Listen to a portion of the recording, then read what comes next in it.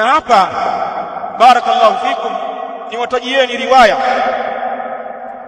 alhadith alqudsi. Hii ni hadithi alqudsi, mapokeo ya mtume sallallahu alaihi wa alihi wasallam anayopokea kwa Allah.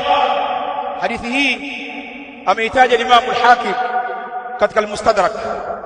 Hasan al-haditha al-Allamah al-Albani rahimahullah.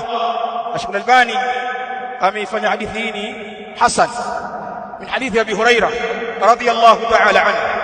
Anasema mtume sallallahu alaihi wa alihi wasallam, qala Allah ta'ala, amesema Allah aliyekuwa ametukuka, yabna adama tafarraq liibadati amla qalbaka ghina wa amla yadayka rizqa.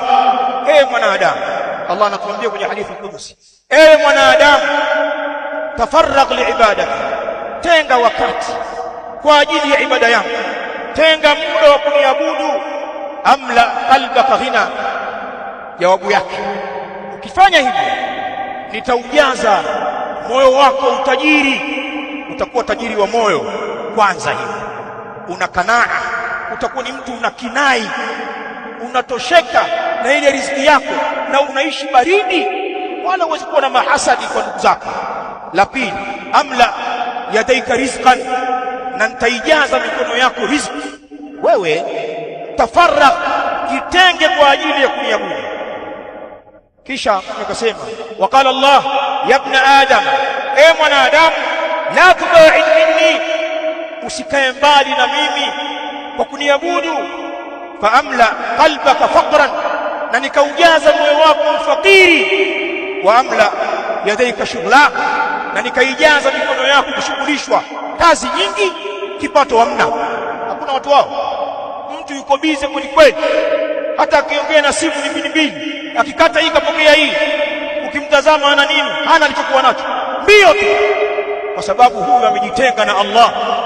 Allah anamshughulisha shughuli nyingi, hakuna kitu hapa. Na watu wametulia, anaongea mara chache, utatizama dukani kwake wateja wawili watatu, lakini angalia hiyo baraka aliyokuwa nayo katika maisha yake. Huyo ndio Allah. Ndugu zangu, kutafarrak kwa ibada ni sababu ya kupata riziki. Hapa nitoe tambii. Ulama wanasema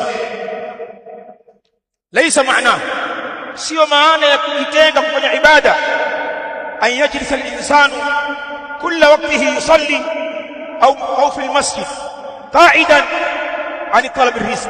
Sio maana ya kutafarrak kwa ibada kwamba mtu sasa akae wakati wake wote awe anaswali tu, au amekaa msikitini anafanya adhkari tu, amebweteka na utafutaji wa riziki. Hiyo sio maana ya kutafarrak kwa ibada, bali maana yake wa inma an yaktati'a min waqtihi ma amkanahu wa yukthira min dhalik. Yule mwanasema maana ya kutafarrak kwa ibada ni kukata wakati wako, sehemu ya wakati wako iwe ni sehemu ya ibada. Utaitenga hiyo na utakithirisha ibada zako katika wakati huo, ni wakati wa mchana au ni wakati wa usiku. Na hapo ni baada ya kutii yale maamrisho yote ya kiibada. Utaongeza ziada ya wakati wa qiyamul layl, wakati wa kusoma Qur'an, utaongeza wakati wa adhkar, wakati wa kukaa darasa, kuongeza maarifa kwenye dini yako, maana ilmu ni ibada.